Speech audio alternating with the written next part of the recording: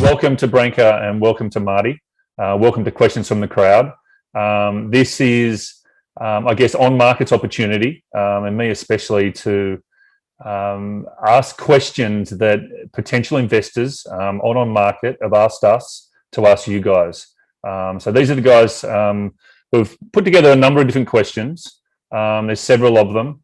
I've gone to the effort of sort of grouping them into maybe 4 or 5 different questions in some sort of structured order that makes sense. It's in order to introduce your company and order to introduce the opportunity.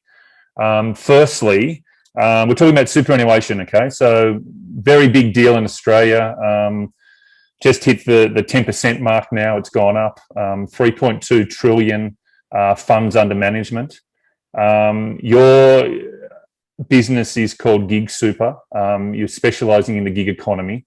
A lot of questions came in about just defining what the gig economy is. So if you could just frame that for us in terms of who that is. I noticed in your CEO letter, Marty, you're talking about sort of 20 years ago, maybe 30 years ago, dad working for Ford, mum working at home. We catch the bus home from school or the bus home from work, whatever it might be. Fast forward now to 2021, dad's a contractor. Mum sells stuff online, Instagram, Facebook, Amazon, wherever it might be, and we're in the Uber economy. So things have changed, workplaces have changed, but I think what you're about to tell us is that superannuation, big super, hasn't changed.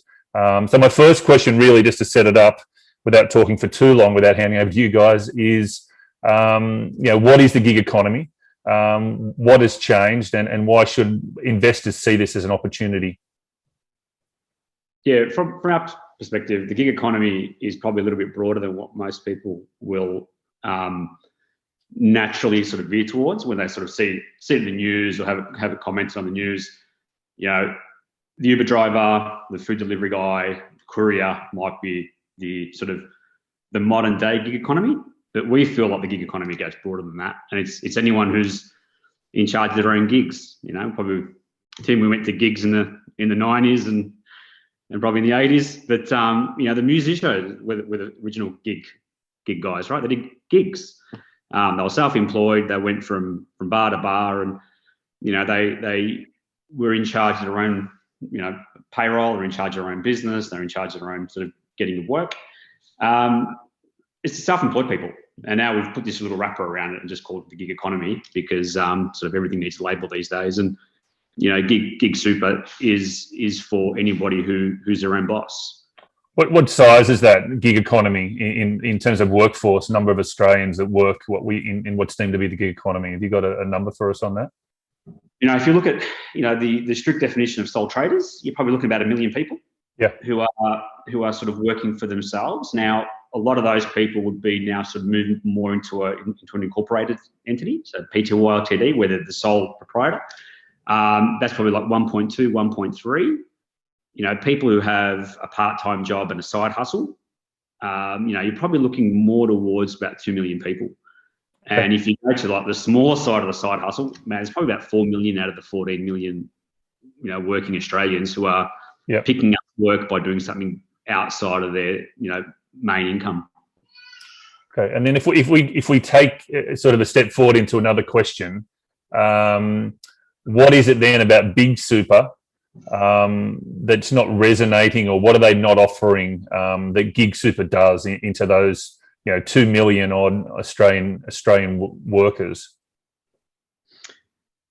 Big Super itself is purpose driven. Every super fund has a purpose and has a target audience, and whilst they can be used by anyone, you're not going to find many people who are nurses using CBUS. Yeah. It's about the purpose, and when you sort of start to break down what does that purpose end up meaning. Well, it ends up meaning the guy who works on a construction site and pays his union fees and is with CBUS, has this great experience with CBUS. But if you're self-employed, you struggle to use any of those super funds because they're simply not built with you in mind. So that brings us to the question, and we had a number of questions around this, and maybe this is a question to Branka. In relation to attracting and getting into that space and making GigSuper sort of, I guess, the awareness amongst the people that work in the gig economy, what is it? What's the plan in relation to partnership strategies and attracting new members and converting those self-managed audiences into GigSuper members? Yeah, so look, really, really good question. We originally did a lot of work. We dug in and spoke to a lot of self-employed people from different industries and, you know, different levels of understanding. And what tends to happen is, in general, when you're an employee, you rock up, you tick some boxes, and it's all just kind of sorted out for you. And you generally don't really get told anything else. When you go out on your own, all of a sudden, all of that depends on you. So what we've found throughout our conversations and research is that people, they don't know a lot about their super. And then, you know, even if they go to kind of try and discover more, to what Martin was saying before, they tend to almost hit walls because a lot of these funds are geared towards, you know, having a payroll department or an accounting department, and it's just set up that way. And they talk to you like you're an employee. So finding information as somebody who all of a sudden has to make their own contributions and know how to do that properly, and also not know which questions to ask because you've just never been in a situation to do that, that tends to be a really big problem. So what we've done first and foremost is a lot of work on that self-employed superannuation education piece. And we find that this really resonates. And this is, you know, a lot of the feedback we get is, oh, I thank you for finally making it easy to understand in these circles. And so I guess the other part to the other answer to your question is self-employed people tend to congregate in different, like there's not, we call it self-employed, but we have to, because we need kind of a blanket, you know, phrase to include everyone, except when you actually talk to people, they hardly ever consider themselves self-employed. They'll either be, you know, they'll either tell you I'm a photographer, or I'm a copywriter, or, you know, I'm a contractor. And so what tends to happen is they find each other, and they find each other online because it's a lot easier and you can kind of get bigger groups. And so what we've done is gone into these groups and made relationships with the groups to introduce us to be able to have that conversation. And once that happens, that's when the ball gets rolling quite easily. So does that answer your question? Yeah, no, it does. It does. I think one of the things that was really interesting, and it's in your offer document, is that self-employed people retire with 50 to 70% less in their superannuation than others. And I think that's really, you know, something that's attractive, in that you've got a superannuation fund that's geared specifically for that self-employed or that gig economy. So that's a really interesting point that I think resonated with me when I ran through your offer document. Yeah, one of the things there in those groups, when we go out to them, you know, we don't sell GigSuper. You know, we don't feel like we have to sell GigSuper, because what we do sell is education and empowerment. Yeah. So we actually have put together a whole heap of education documents, like whether they're short courses or e-books or, you know, webinars, where we actually teach every single self-employed person how to do self-employed super with their current fund. Because everyone's got a fund. You know, 40% of us will have more than 2 funds, but we've all got at least one fund. And you might look at it and go, right, you don't make a lot of sense to me, but I've got one. And, you know, it can be turned into a self-employed, you know, acceptable fund if you do these tricks. And well, not tricks, but for a lot of people, they feel like they're tricks. But, you know, we put together all that education around that to go, this is how you use it. you've got to set up a separate bank account. You've got to save weekly.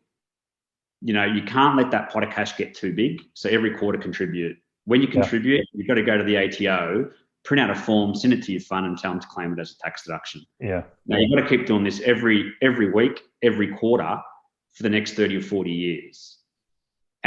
But these are all the elements that you need to put together on your own to actually contribute to the super funds. And that's what we sell. Like, we sell the knowledge of that, and then people get empowered to go, oh, wow, thank you. But you go, the GigSuper automates all that. Plus. Yeah. So we don't have to go out there and sell GigSuper. We go out there and say, this is how you do super when you're self-employed. And by the way, hey, we understand it. We're the authority in it, and we've automated it, and we've built a fund that is just simply focused on that. Yeah. Another couple of questions that have come in sort of center around evidence or traction or precedents in the superannuation industry, asking for sort of examples of, can you give us an example of another fund that's gone out there and done something similar and received traction and got that success over sort of the course of the last couple of years? And I noticed in your offer document, I think it's on page 10, you refer to Australian Ethical Investment. Can you just run through that as a bit of a case study for what they've achieved and where you think that sort of gives a little bit of a future look at what maybe 2021 to 2025 could be, and the ride that what investors can expect from you guys over the next couple of years? Yeah, I think Australian Ethical is the obvious one for mine, because it shows what a fund does when it can, really, get across its value proposition to a niche group of people. So, have you got those stats on that? Can you give us the stats on sort of what they've achieved? Yeah, Australian Ethical, really interesting. They've been around for a long, long time.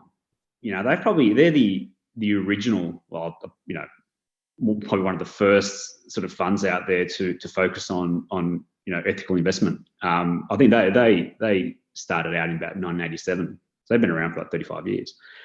And, their growth has really come in the last 5 to 6 years. So as ESG has become more topical and more important for more, to a bigger part of the market, they've been able to really, take advantage of that and grow their business to I think they've about over $3 billion in funds under management in their superannuation entity that have around 45,000 members. A significant proportion of that growth has happened over 4 or 5 years. And, their market cap now is probably north of $800 million. When I started looking at them first time around, they're about 200 million. So, their growth is what happens when, the winds are in your favor. And we feel what are the learnings there for you guys? What are the learnings from what they've done, and where do you see, the next 5 years, you guys going up to, the 50,000 member mark and the, 3 to 4 billion under management from where you are now? The winds are in your favour as well. The gig economy, obviously COVID in some respects has been somewhat beneficial in that respect for you guys. I think it's always, I think the lesson there is it's good to grow when your target audience is growing. Yeah. And some of those things you can't control, but when you see it, you go for it. And I think Australian Ethical and then Future Super off the back of that has seen that the growth in ESG investment. And GigSuper sees the growth in solopreneurship, self-employed, people turning side hustles into full-time jobs, people being forced to. I always ask the guy who comes in to fix the internet or install the internet. He used to work for Telstra, and now he's a contractor who works for himself, who gets his job from Telstra. I think all those things are for me an insight into where we're going with our labour market. And a lot of the other purpose-driven funds, a lot of the time you go, the big guys will smash you, and go, well, if they wanted to, or if that was their purpose, then maybe it would be difficult. But much like Australian Ethical, the big guys have different focus and a different investment mandate. And Australian Ethical is 100% ethically minded. GigSuper in a way too. We don't pretend to be for anyone else. You know, quite frankly, if you're an employed person and you turn up to GigSuper and you try to open an account, you'd be thoroughly confused. You know, we are built for a certain person who looks at that and goes, that is exactly what I want. Yeah, it's. I think what you're saying is, you know, from the on-market investor side of things, there's a niche there. You've established it's a viable niche, and you're about to go in there and claim, you know, those members from all the big super guys moving across into GigSuper. Yeah, and over the next 5 years, it's very much a switching campaign. Yeah, because our members, think about it, don't start out as a self-employed person at the age of 18. Yeah. You know, you go through an apprenticeship. Later stage people. Yes, people in their 30s who have picked up all the skills they need in employment. You know, whether they're a creative or whether they're a contractor of some descript. You know, they've gone through some form of employment in their 20s, and so they already have around. You know, our target person who's, let's say, 35 years old probably already has around $30,000 in super. Yep. And for us, it's not about starting out at $0 first contribution. It's picking someone up in their 30s who has super, has stopped doing it whilst they've been self-employed, who's incredibly anxious about the fact that they've stopped doing it, who doesn't know how to make those contributions, but you know, has a super fund with $30,000 in it, and they look at it and they just don't understand how to use it, because that shoe fit when they were working and had a payroll department contributing for them, but when they're now on their own, they look at it and it might as well be in Greek. And Marty, how big is that market? Just give the listeners here just an insight into how big you think that addressable market is for GigSuper. Right now, our perfect sort of addressable market where we fit right in is about 1 million people, anywhere between 1 million to 1.2 million people is who we're targeting. You know, we're not targeting someone probably in their 60s who's self-employed, or in their and the funds under management. You think for those people that are currently sitting in their super accounts, what size is that? Around 30,000. So okay, but as a whole, you know, the conservative estimate 150 billion. Okay. The more, you know, anywhere between 150, probably the low side, 220 is probably where it's at. I know in our IM, we sort of talk about it, you know, off document, we sort of talk about it being 150. It's probably, you know, touches up to the $200 billion mark. Okay. And that's money sitting in a super funds where you are the non-core purpose member. You're probably not seeing the full benefit of the fund and you don't know how to use it. And there's plenty of stuff. And in 3 to 5 years, the funds under management for GigSuper will be, you know, what's the aim of that 150 billion addressable market? Where do you see sort of you being in the next sort of 3 to 4 or 5 years? Yeah, look, we're looking to get 5% penetration over the next 5 years into that 1 million audience. You know, so that for us is that 50 to 56,000 members in 5 years. You know, with FUM around that $2 billion mark. Okay, that's impressive.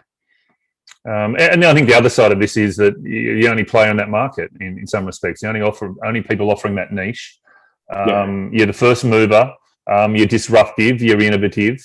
And there's as we've talked about, there's a macro trend of the gig economy. And you're providing a niche play or a niche product into that audience. You know, it's very clever. That's why we sort of liked it and why we're, you know, very excited to open this and take it out to our investors. Just in conclusion, I just had a couple more. Really, it's about what are the, and maybe this is for Branka, maybe on each of you, maybe answering one of these, or come out with a 1 point each. What are the sort of 3 to 4 key points? Everyone loves these questions because it sort of summarizes everything. It's always harder for the founders or the co-founders to answer them, and then it's for me to ask the question. What are the 3 to 4 reasons why an on-market investor or someone coming to the platform should see you guys as a viable investment? We always encourage people when they invest into a crowdfunding offer to have a I guess a diversity of plays or a diversity of companies that they go into, not to put everything into GigSuper, but have a couple. Why should they add GigSuper into their sort of crowdfunding portfolio of companies that they own? Branka first, obviously. You are right. It is much easier to ask that question than to answer it, especially as more like product people. We generally just don't have that sort of sales in us. Look, we, like you said, we are the first mover. So, if you do get excited about being part of something that is new and disruptive, then I'd say that's probably something that would resonate. And, of course, with that comes its challenges, but we do a lot of work on understanding our market. We don't, we haven't just built a product and gone headfirst through a wall. So that would probably be one thing. The other thing is, there's real change. I think that if you can step back and look at that macro picture and be able to see, like, if you are someone who can see trends into the future, you can see that this is where it's all moving, that, that should be also reason enough to look into something like GigSuper that is, floating on the winds of change. So yeah, well said. Well said.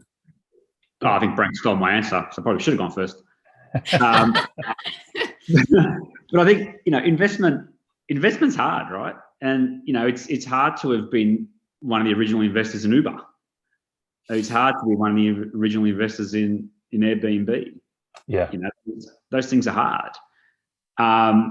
But there are going to always have to be secondary markets to support those changes, and we feel like GigSuper is one of those. You've got the likes of Xero and accounting software and invoicing software and payment software that fill that breach and help self-employed people. We feel like GigSuper is one of those. Yeah, no, that's well said, and that's exactly right. All these different services that help the self-managed or the self-contracted employee. Definitely advantages there for those guys. Just on that self-managed part, it's the self-employed most definitely. And one of the interesting things we get is people saying, "Oh, won't they just use self-managed funds?"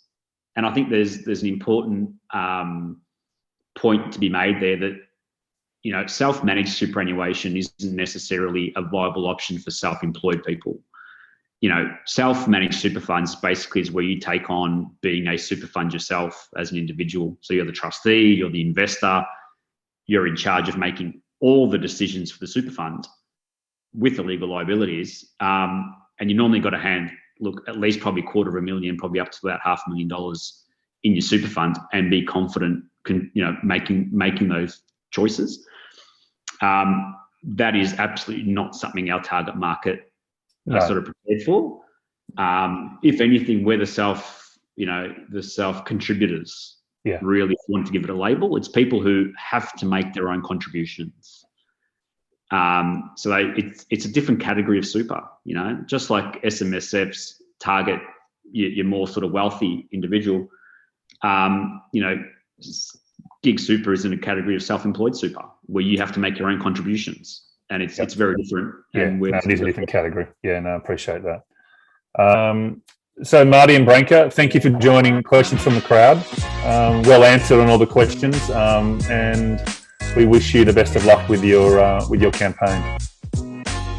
It's our pleasure. And any more questions, just fire them away in the forum, and Branka and I'd be more than happy to answer them. Congratulations, well done.